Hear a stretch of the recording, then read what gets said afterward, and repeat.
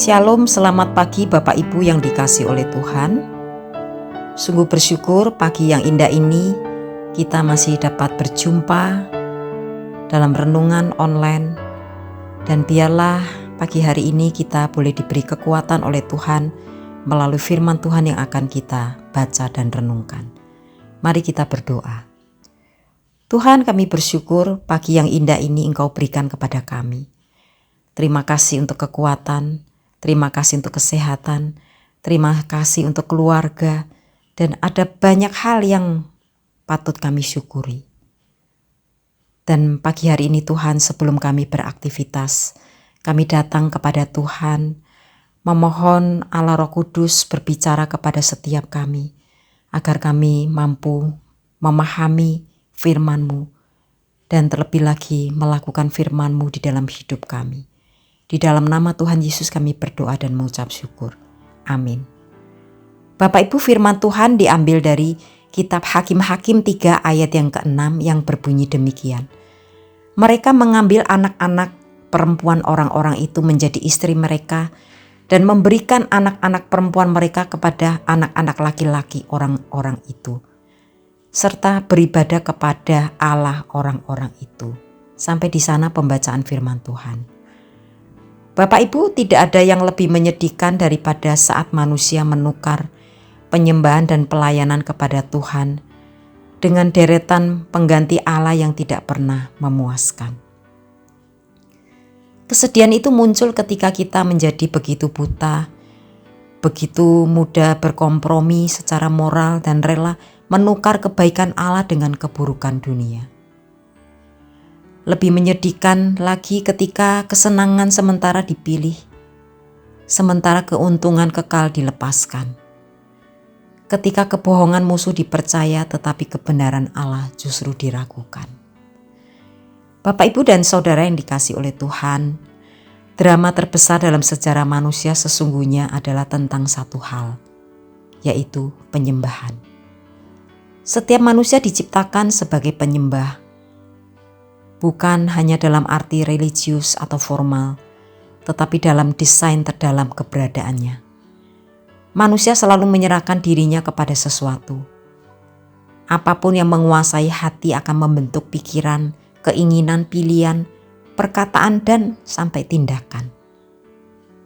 Bapak, Ibu, dan Saudara yang dikasihi oleh Tuhan, tidak ada hal yang lebih mendominasi hidup manusia selain apa yang ia sembah. Bangsa Israel adalah contohnya nyata dari tragedi ini, Bapak Ibu.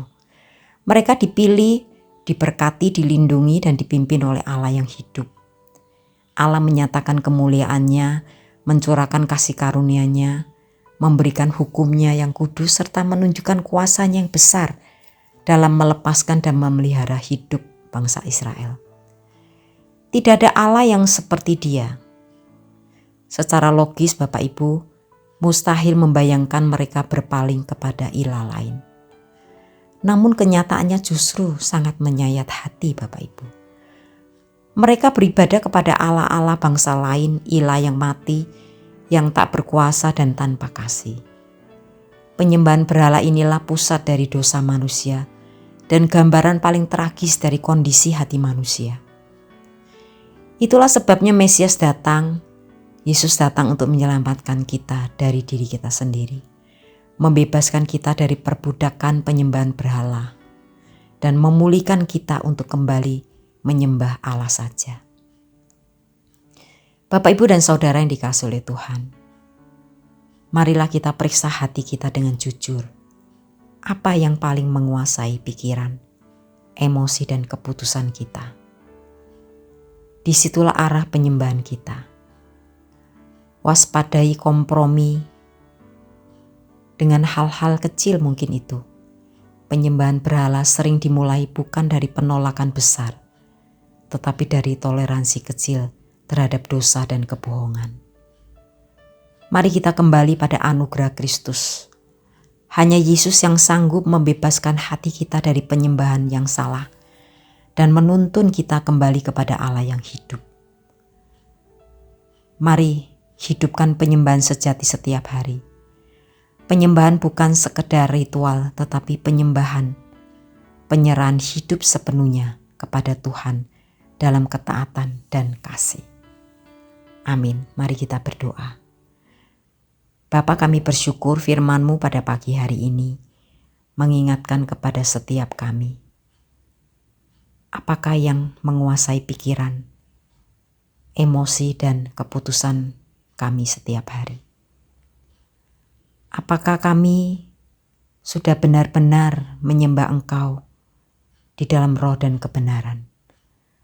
Ataukah di dalam hidup kami masih menyimpan toleransi-toleransi kecil terhadap dosa dan kebohongan, yang dari situ akan menjadikan kami jatuh dalam dosa, menyembah ilah-ilah lain selain Engkau. Tuhan, ampuni kami. Bawalah kami kembali kepada anugerah-Mu, agar kami boleh dibebaskan dari hati yang salah, hati yang menyembah ilah-ilah dunia ini.